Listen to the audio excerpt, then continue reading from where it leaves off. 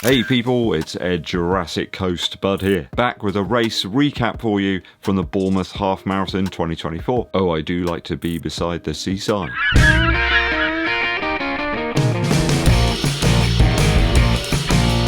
Thanks for joining me on the channel. Don't forget to hit that subscribe button if you've not done so already. Also, give this video a thumbs up, like, and drop us a comment to help with the YouTube algorithm. Dankeschön.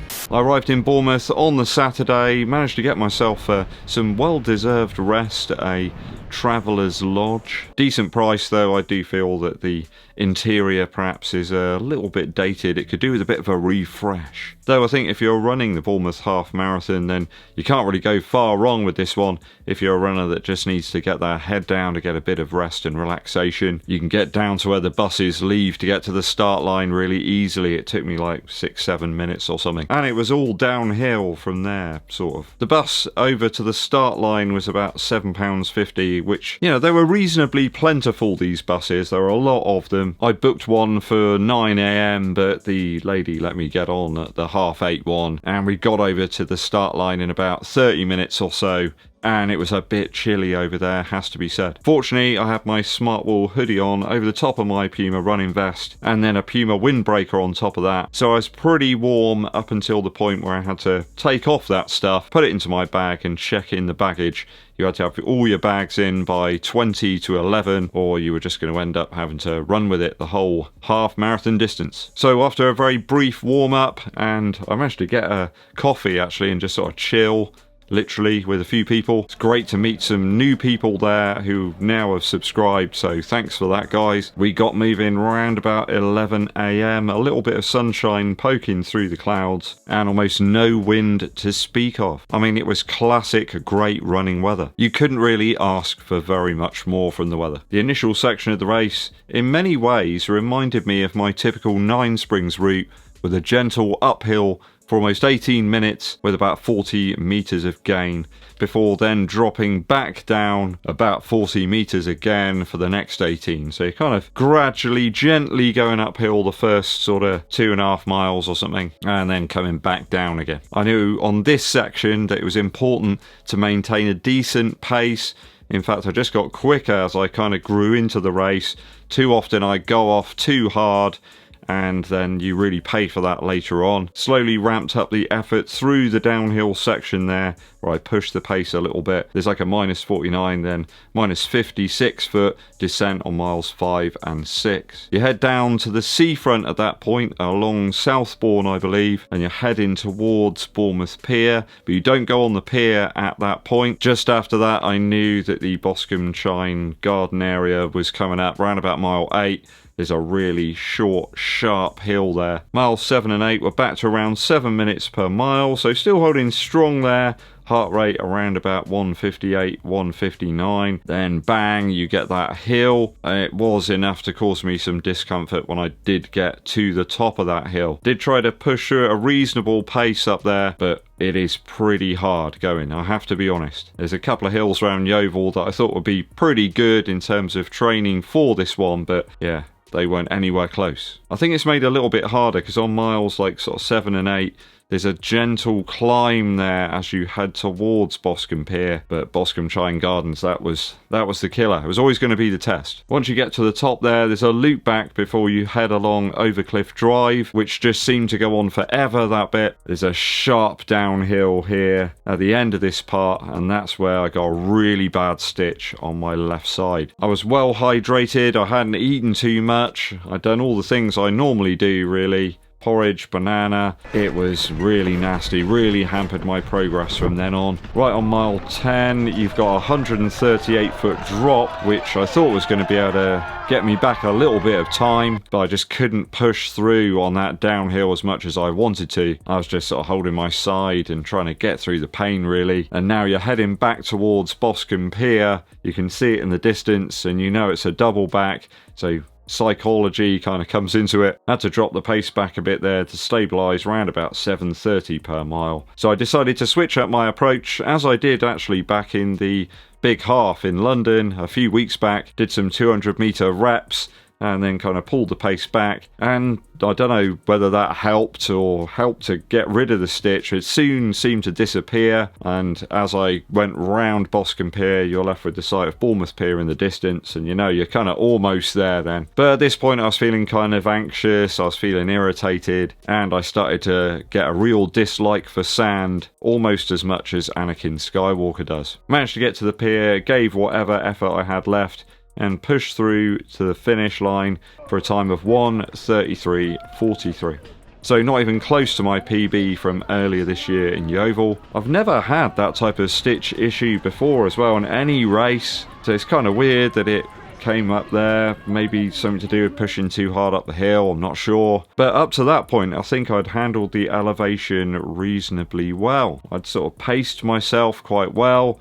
Maybe a little bit hot on miles 5 and 6, but nothing like outside of my comfort zone. I think with this race, the double backs do have a psychological effect on you. It's always tough when you can see the destination, like when you're going down the descent there and you can see the finish line at Bournemouth Pier, and then it's taken away from you and you've got to do another 3 miles like out and back again. It does have an effect, but the course is what it is. So a total of 364 feet of elevation here, with a good 100 foot of that in one section of barely a third of a mile. So that start demands some significant control over your effort. If you go out too fast there on the steady incline, I think you're going to sort of burn up too quick. And on the final section where you're heading out to Boscombe Pier and then back to Bournemouth Pier, there is a small little elevation there out towards Boscombe. 7 minutes 5 seconds per mile with an average of 179 steps per minute. Interestingly, my stride pod was very, very excited about my effort. It raised up my critical power, so I think it's about 300 or something. And my half marathon predictions, and all race predictions in fact, plummeted on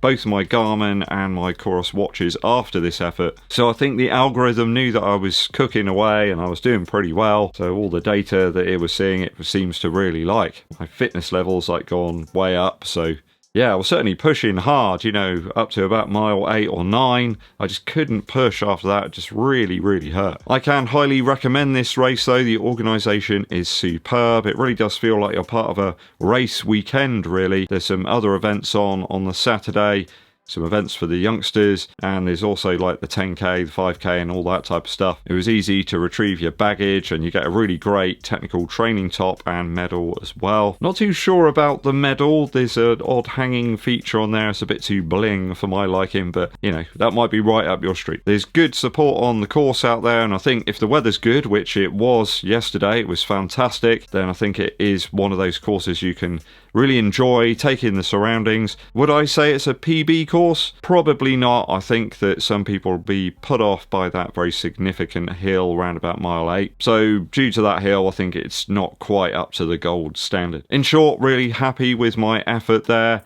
It was really going well up to a certain point when the stitch kicked in. No idea where it came from. Didn't really do anything differently. And at that point, it just cost me dearly in the long run. No pun intended. Onwards and upwards though, 2 10k PBs and a half marathon best this year in 2024. I'll take that. Thanks to all the lovely people that I met before and after the race. It was superb to meet you all and chat about shoes and just running and life in general, really. Hope you all had a great time there. It certainly was a good day, and managed to get back at a reasonable hour as well and get a bit of rest and relaxation. Did use the PUMA DEVIATE Nitro Elite 3. Would I suggest the shoe did well? Yes, it did. Certainly on the sandy areas down by the seafront, the grip was really on point. Never felt like I was sort of unstable or I couldn't sort of toe off well. Felt nice and bouncy on the initial sections there. And I was hitting paces, you know, closer to my 10k pace really, rather than half marathon speed. I'm really impressed with this shoe from a certain aspect, and that is durability. The Puma grip is still absolutely fantastic here. I've got almost no wear on the outsole whatsoever. Even the exposed midsole foam is still looking really good. I think these are approaching about 80 miles now, and they're certainly still feeling fantastic in terms of a race super shoe. I have switched out the laces in these to a pair from my Liberate Nitro 2s. There's a little bit less flex and stretch to these laces, and I find it's just a little bit easier to actually dial in the lock over the top of the foot when you're using something else. The stock ones are a little bit stretchy. I can see that perhaps working if you're doing a marathon where your foot's going to swell a little bit over time, but for me, for the lower distances, I think this works a little bit better. Just dial it in and make sure I've got a really good lock and get the foot right down onto that midsole base. Just seems like it's a bit difficult to get this shoe. I was looking around to see if there's any available in different colourways, and over in the UK there's practically none at all unless you can get into the women's sizes. There's a few of those around, so not sure what's going on there. Puma, you need to get some more of these out into the stores so that people can pick them up online. People want them, people want to try them out. It's a really good price point for the shoe, but if people can't buy them, then they're going to go for something else. So it certainly worked well for me today. Don't think it was anything to do with me getting stitched or anything. The shoe performed fantastically. Did you race at the weekend? Let us know where and how you got on down in the comments. Musical interlude time. I've got a live track for you to check out. You should be able to find it on YouTube by the Lemon Twigs. They've done a fantastic cover of the rockin' Dale Shannon track, Runaway. It sounds phenomenal. They've literally got it down to a T here. The band have got just the right setup, really. Drums, bass, guitar, and then organ as well. Obviously the track is really famous for the organ break in there, the organ solo, and the harmonies, and the voices here sound absolutely spot on. The Lemon Twigs just fit the bill really for this track, and if Dale Shannon's listening from up there in heaven somewhere, I'm sure he'd be really pleased that these young guys are bringing his song back to the masses again. Such a brilliant song, a great songwriter as well, Dale Shannon. Very, very underrated. So many good tunes and a brilliant vocalist too. The Lemon Twigs are able to recreate that same vibe and not make it feel tacky either or like some sort of tribute. It's kind of like a great song performed by some great musicians. Go and check it out. The Dale Shannon track Runaway by the Lemon Twigs. I'll put a link in the description. Thanks for tuning in, people. It is always appreciated. Hit that subscribe button and give this video a thumbs up like. Drop us a super thanks as well to help support the channel on a more ad hoc basis. My name's Eddbud and I'll be seeing you.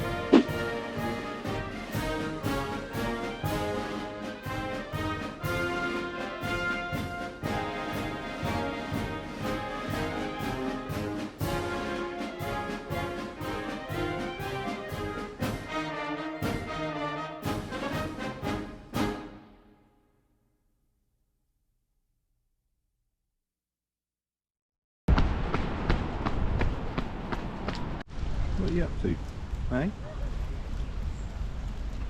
Don't worry, I won't harm you. I've got nothing for you, buddy.